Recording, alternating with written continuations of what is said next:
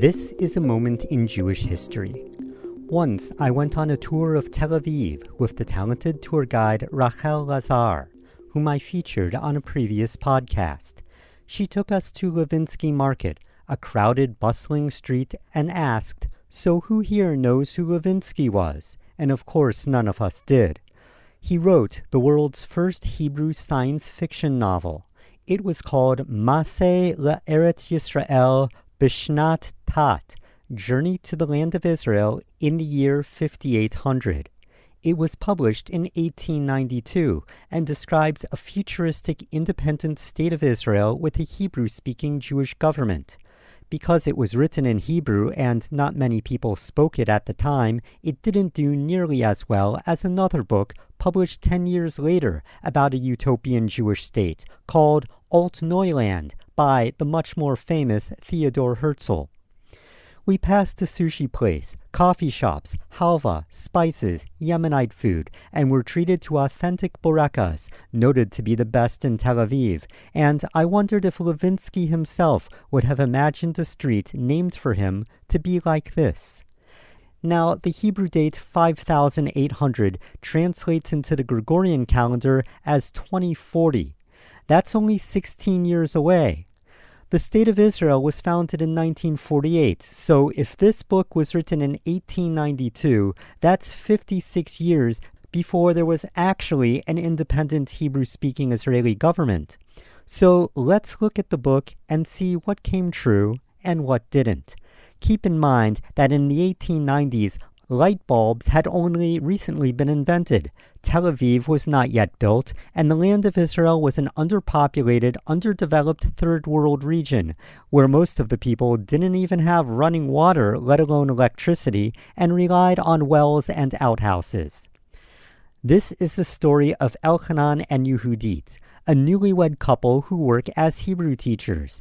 They go on their honeymoon cruise to Israel and take a luxurious ship called the Yehuda Maccabee, which is operated electronically by buttons.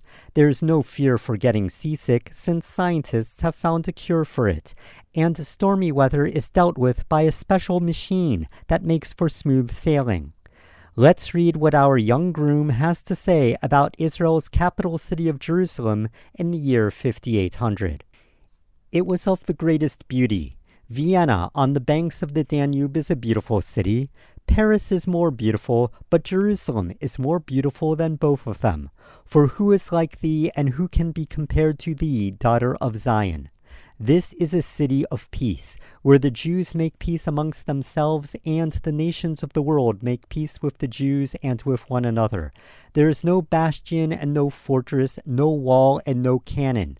As it says in Zechariah, Jerusalem shall grow as a city without walls. The different nations and faiths will dwell in peace and tranquility, and they will do neither harm nor destruction anywhere on the Holy Mount. Jerusalem is the center of the universe, and it is especially the center of the world of the Jews. In its streets you will see and meet all the members of our people from throughout the diaspora. The institutions of higher education in Jerusalem are a center of Torah, wisdom, and knowledge for all the diaspora. Thousands of students flock to them from all ends of the earth to hear lessons in all branches of Torah and knowledge. The Torah shall go forth from Jerusalem as prized literature to everyone in the world. However, the Beit HaMikdash has not yet been built, and the western wall still stands in ruins. This is a sign for the Jews that the day of their redemption has yet to come, and that they must wait and still wait, though it may be delayed. I spent nearly a month in Jerusalem, and all that time I couldn't sit still. I visited museums of ancient and beautiful treasures. I visited schools, operas, concert halls, and was honored by a reception at the home of the president, who had been serving for 1 year. I visited the house of the National Council, the ministers who lead the nation. The Mount of Olives. How wonderful and great this mountain is. On top of it is the celebrated observatory. For the world scholars have accepted Jerusalem as the prime meridian and have founded a universal observatory there. All around Jerusalem are gardens and orchards and summer palaces for ministers and patrons, and the iron wagons come and go, and thousands of guests come for new mornings, and the city will abound. The book goes on to describe the newlyweds traveling by a high-tech light rail system, which features the Jerusalem-Shem line, the Jerusalem-Jaffa line, the Jerusalem-Mishmar HaYarden line, and the Jerusalem-Dead Sea line. Kosher food of the highest quality is readily available, and five-star restaurants and hotels with kosher Jewish cuisine are enjoyed by people from around the world. The largest city in Israel is Mapilei HaYarden, near the Dead Sea. The book concludes, "I was sad and happy all the way back, happy for all the good that God has done for his people, for the salvations and consolations, and I was sad that I was not among my brothers in the happy land. And the ship was getting closer to the shores of Syria. I am going home, but my heart and soul are there in the land of our ancestors, the Holy Land, the land of wonders, the land of the Hebrews."